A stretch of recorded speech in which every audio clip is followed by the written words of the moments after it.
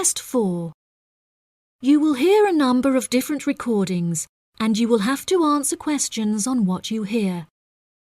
There will be time for you to read the instructions and questions, and you will have a chance to check your work. All the recordings will be played once only.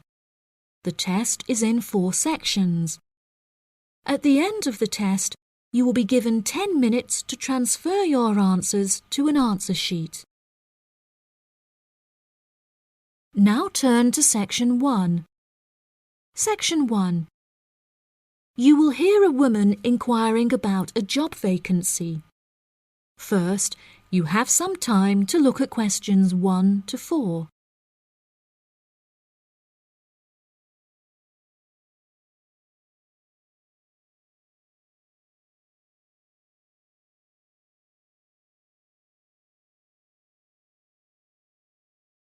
Now we shall begin.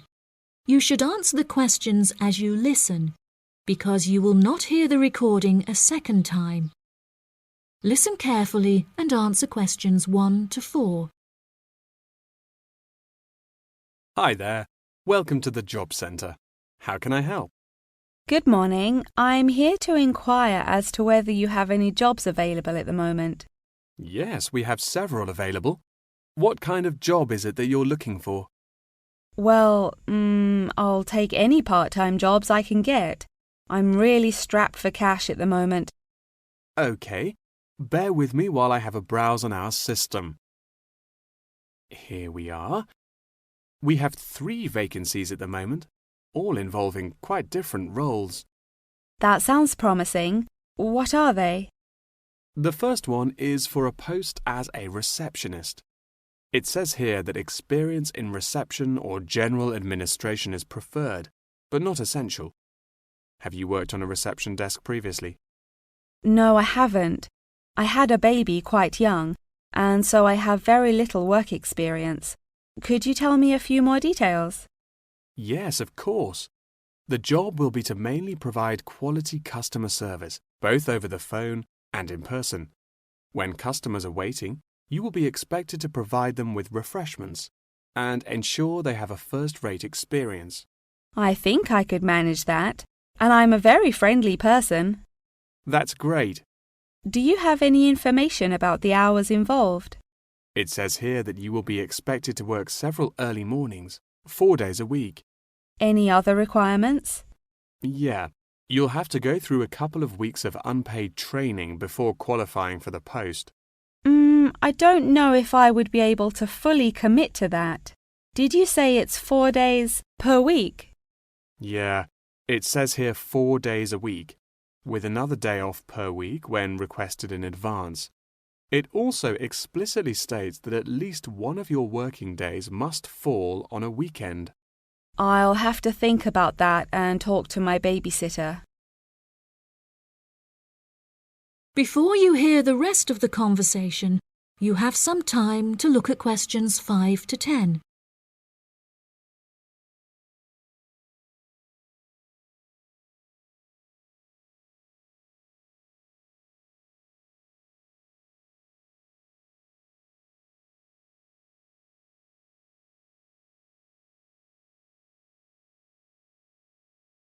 Now listen and answer questions 5 to 10. Are there any other roles beginning later in the day? Yes, there's an advertisement here for a driver. It says you'll need a clean and valid UK driver's licence, with absolutely no exception. No problems there. I passed my test first time and have never received any points. It also explicitly states that you must be over 25 and have been driving for at least 6 years. That sounds quite exciting. Is there any more information? Yep, it says here that working hours are flexible and the employers are happy to work within your personal schedule since they employ multiple drivers. That's great.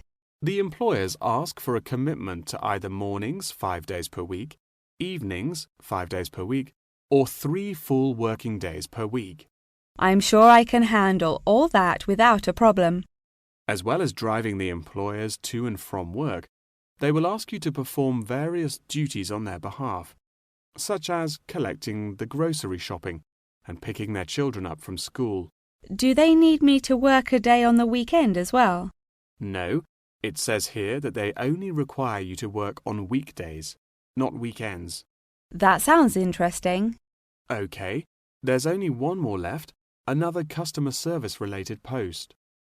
It looks like it requires you to work short hours, quite late at night, so it might not be suitable for you. Do you want to hear about it anyway? Yeah, can't do any harm. OK, so it's a post for a cashier in a cinema in the centre of town. I'm sure you've been to the cinema a few times, so you can guess what kind of role it would be.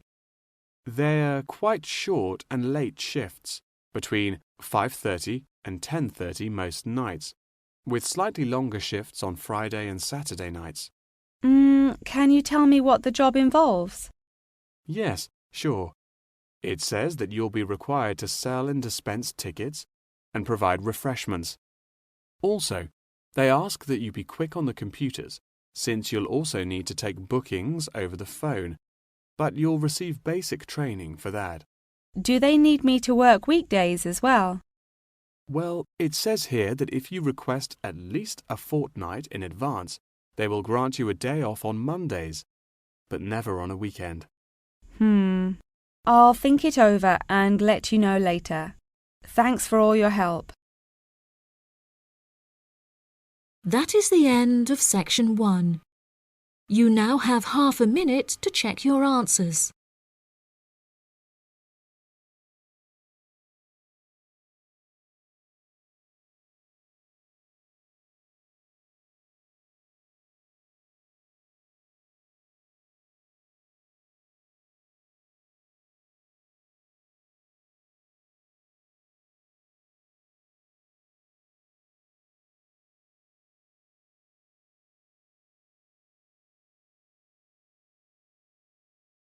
Now turn to section 2.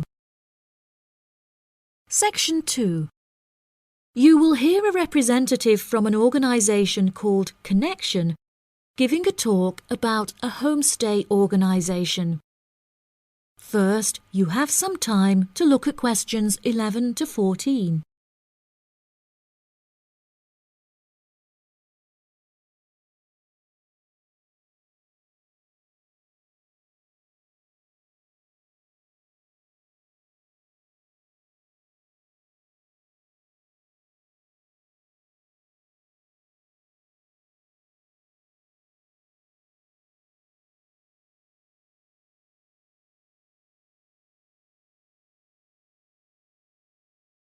Now listen carefully and answer questions 11 to 14. Thank you all for coming to my talk this evening. It's nice to see so many people in the audience. For those of you who don't know very much about Connection, let me start by giving you some background information about it. Connection is a British organisation that facilitates homestays all over the globe. This organisation prides itself on matching tens of thousands of host families with guests every single year, allowing travellers to discover a country's culture in a way like no other. Homestays are ideal for both travellers and homeowners, enabling intercultural exchanges and the development of lifelong friendships while providing travellers with often discounted accommodation costs and host families with a steady income from the comfort of their own homes. The homestay experience is particularly popular with university exchange students looking for a more genuine insight into their country of choice and an unrivaled opportunity to develop their language skills. The homestay experience is truly unique and once in a lifetime, and one that you will likely remember for the rest of your lives. It is important to note, however, that some people will find it difficult to adapt to the new country, with many enduring what is known as culture shock. Connection's advice for those suffering from culture shock is to go out and make as many friends as possible, no matter how difficult you may find it. Friends are guaranteed to help you feel more integrated as part of the local society and show you some great places to hang out. At first, it might seem extremely challenging to overcome the language barrier between you and your host family. However, you will find that you quickly overcome this and develop a very close and almost familial relationship. Many of our travellers have suggested that they have found discussing their hobbies and other interests with their host families is the best way to overcome any barriers, since you are more likely to find something you share in common. For example, you might find that you are both passionate about football and end up playing in the local field every week. One of our guests undertaking a homestay in a rural area of the UK told us that she and her host now take a Tai Chi class together upon a hilltop at sunrise, calling the experience absolutely breathtaking. After the first few weeks, you will find your understanding of the people around you and their culture deepens by leaps and bounds, and you will soon become one of the locals. Our hosts in over 140 countries turn a location into a culture, time into experience, and strangers into friends. Before you hear the rest of the talk, you have some time to look at questions 15 to 20.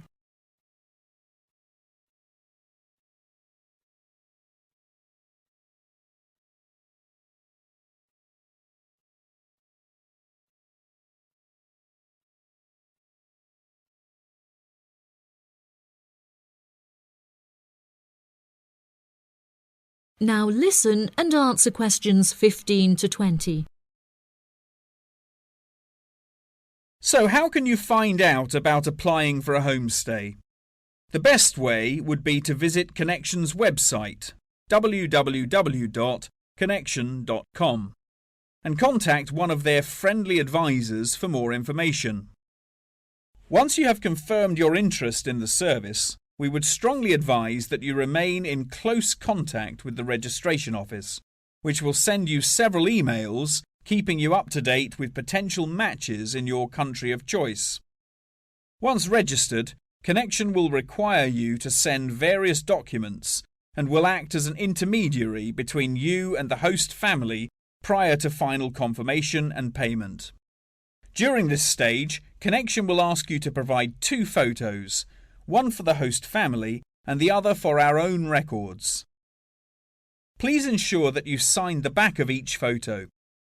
Due to the nature of the service Connection provides, security is an absolute must, and they will ask you to send in photocopies of your passport, birth certificate, and a bank statement as confirmation of your identity. On receipt of these documents, the official process will begin and your bank account will be debited for the initial deposit of £200. If you haven't received any acknowledgement confirming receipt of these documents from us within 7 working days, please contact the main office. As I mentioned before, due to the nature of the organisation, Connection operates a meticulous screening process, and all applicants will undergo an interview in our head office in London, with exceptions made in extreme circumstances. After your interview, it may take us several weeks to carry out the decision process, so please be patient with us. If you would like a fast-track service, please indicate this on your application, and we will notify you of the additional charges. Finally, once we have come to a result about your application, you will receive a decision in the post. If you do not receive an offer of placement, we will refund your deposit within 7 working days. That is the end of section 2. You now have half a minute to check your answers.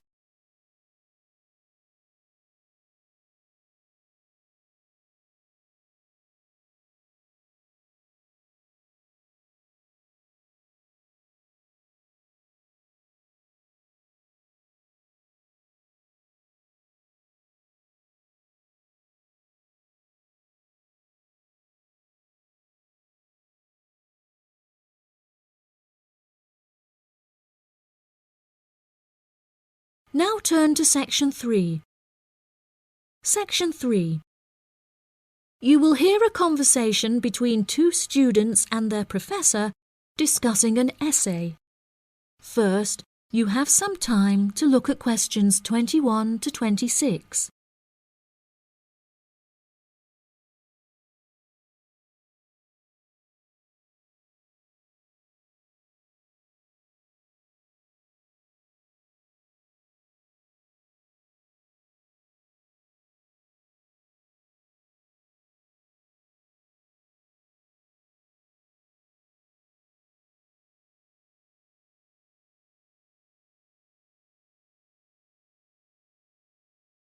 Now listen carefully and answer questions 21 to 26. For next week, I'd like you to undertake a piece of research in preparation for writing your final essay. In order to gain top marks, you must include a range of primary, secondary, and tertiary sources. Are there any questions? Yes, Professor, I have a question. We haven't yet covered how to undertake this sort of research in much depth, and I'm a little unsure of what you want us to do. In telling us to include primary sources, do you mean you want us to design and distribute a questionnaire, analysing the results? You could design a questionnaire, but you'll soon find that distributing a questionnaire on such a large scale is somewhat troublesome. We couldn't possibly expect you to do it effectively as an individual university student without the necessary resources. No, ideally, I would like you to form 1 or 2 focus groups and interview them. This will provide you with a more qualitative approach.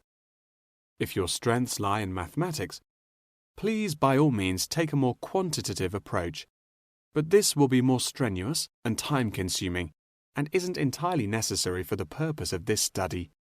Professor, you haven't told us what our project is about. Do we get to choose our own topic based on the previous study? No, I'm afraid not. This will be a strictly Australian study. However, you can choose which angle you'd like to take, so long as it remains within the realm of anthropology. Does anyone have any questions specifically about the formation of the focus groups? I'd had several emails about this, and I'd like to address it now. My study is related to growing up in Australia and the question of nature versus nurture. I've gathered more than 200 school children who would be happy to participate in a focus group. Do you think we'll need to include that many participants in a focus group? Blimey, Douglas, well done for finding that many willing children, but you definitely don't need that many for the study you're going to undertake. I'd say you need no more than 5 children per group, and no more than 3 groups, so 15 children altogether. You definitely need to control the group size in order to generate a meaningful dialogue. OK, if it's useful, I'll try and do it. I appreciate your enthusiasm for the project, but there are plenty of different ways to gather data, and I'm sure that if you look hard enough, you'll find someone who has conducted almost the exact same research in the past. My advice for you is don't be too ambitious and try to include as much information about various people or sectors. For those who haven't ever collected original data before, what do you suggest we do? I would suggest that you read accounts from other people who have undertaken such research to see what advice they can give.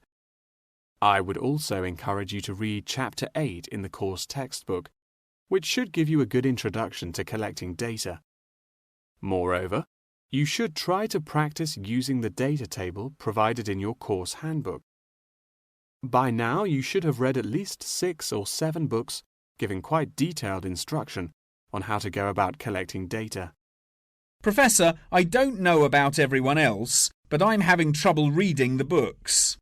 I had a really big assignment for another course, and I've been spending all my time on that. Jane, have you read all the books the professor mentioned? Well, my trouble is getting hold of the books. I've been to the library several times, but all the books are out. Sounds like you should have started borrowing books a bit earlier. Yes, I should have. But I got several ones from my friend a couple of days ago. I just skimmed through them and don't remember a lot of the information. Before you hear the rest of the conversation, you have some time to look at questions 27 to 30.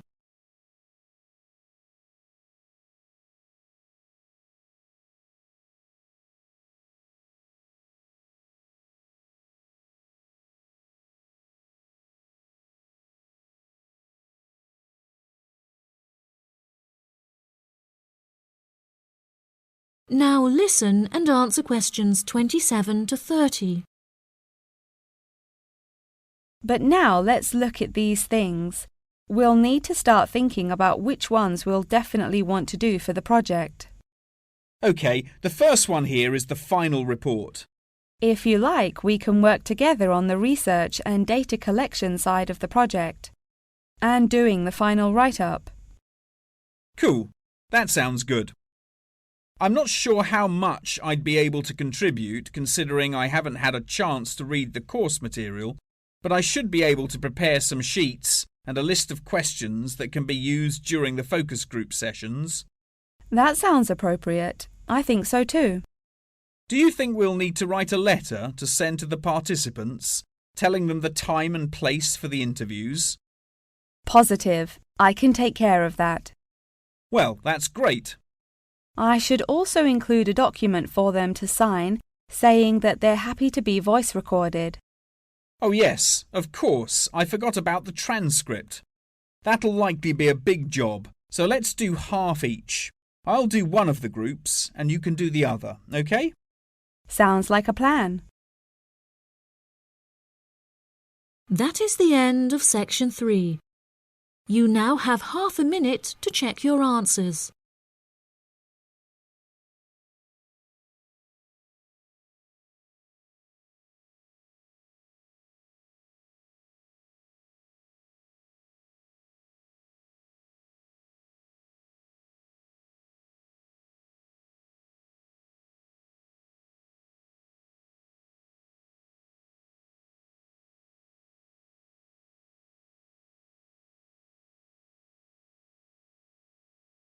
Now turn to section 4.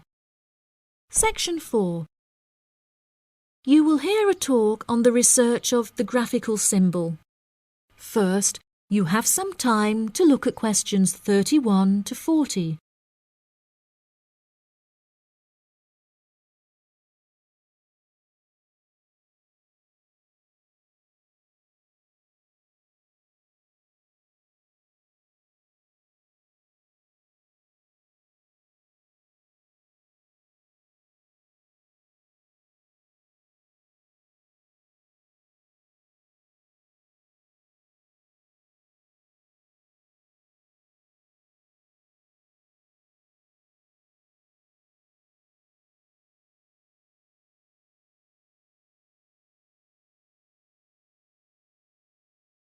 Now listen carefully and answer questions 31 to 40.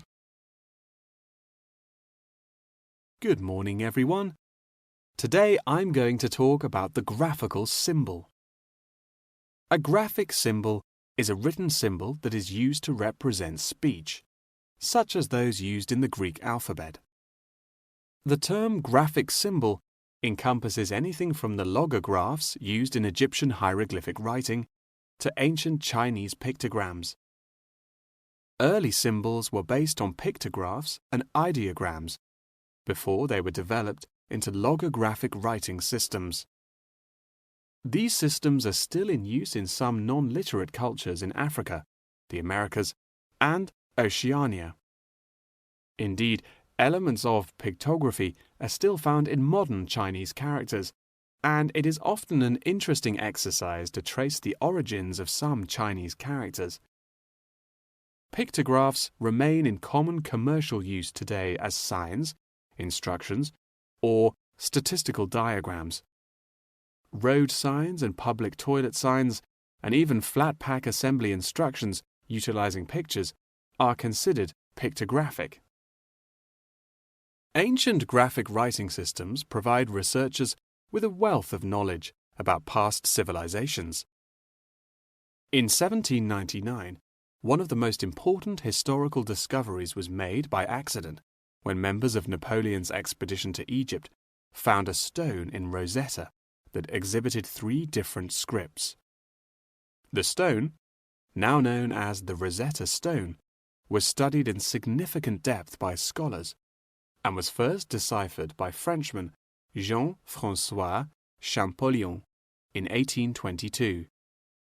He was able to correctly determine the phonetic values of the symbols, and later research has confirmed his findings. In many of these symbols, lines are used to portray a multitude of meanings, and knowledge and understanding of these lines holds the key to comprehension of graphic writing systems. A key moment in the history of communication was the invention of the camera obscura, or camera. Although the concept can be traced back to the 5th century BC Chinese philosopher Mo Ti, the first photographic image was ultimately created in 1826 by Joseph Nicéphore Nicéph. Photography, as it was later known, enables researchers to piece together and better understand history. Today, photography forms a huge part of everyday life, and most publications contain a vast number of photographs. Photography is used in advertising and is now becoming a way to increase awareness of existing world issues. For example, animal welfare charities are increasingly using photography to advertise animals that are at high risk of endangerment. Charity workers are sometimes flown to far-flung locations to document the suffering endured by high-risk animals in an attempt to raise human awareness of their consumption activities and how they impact others. One recent high-profile campaign was undertaken by attaching a camera to the foot of a bird in order to obtain photographs of the animals in their natural habitats and understand how often they come into contact with human waste. A soon-to-be-released documentary about the suffering of animals on Midway Island shows the full extent to which human consumption is harming animals thousands of miles away from us.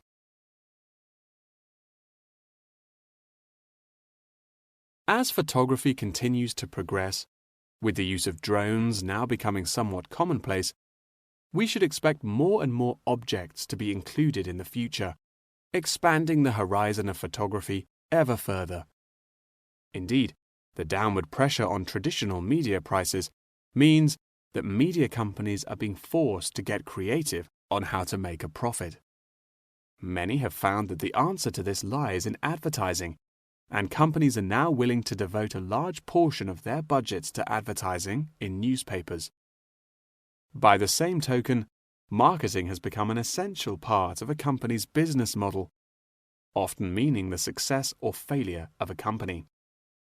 As a result, much time and money has been pumped into the development of effective branding, with attractive packaging playing a large role in this. However, many governments are now seen to be cracking down on marketing and packaging in an attempt to protect consumers from being misled. In particular, tobacco companies are now subject to ever-increasing regulation. For example, in the United Kingdom, legislation is soon to pass preventing any form of branding or differentiation on cigarette packaging in efforts to curb the harmful effects of smoking. Finally, one must not forget the fundamental role that graphic writing systems have had to play in mathematics. Graphs, icons, and diagrams often form the very basis of these branches of academia. Indeed, one needs to look no further than chemistry's periodic table to see a perfect example of graphic writing systems in use today. That is the end of section 4. You now have half a minute to check your answers.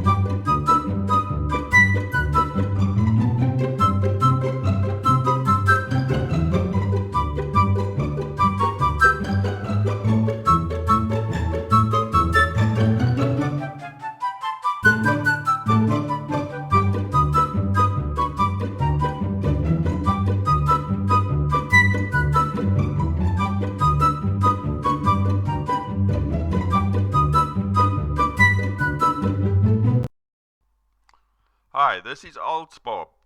I would very much appreciate it if you could like, subscribe and share this video, as this will enable me to help more IELTS students reach their IELTS goals. Very much appreciated. Thank you.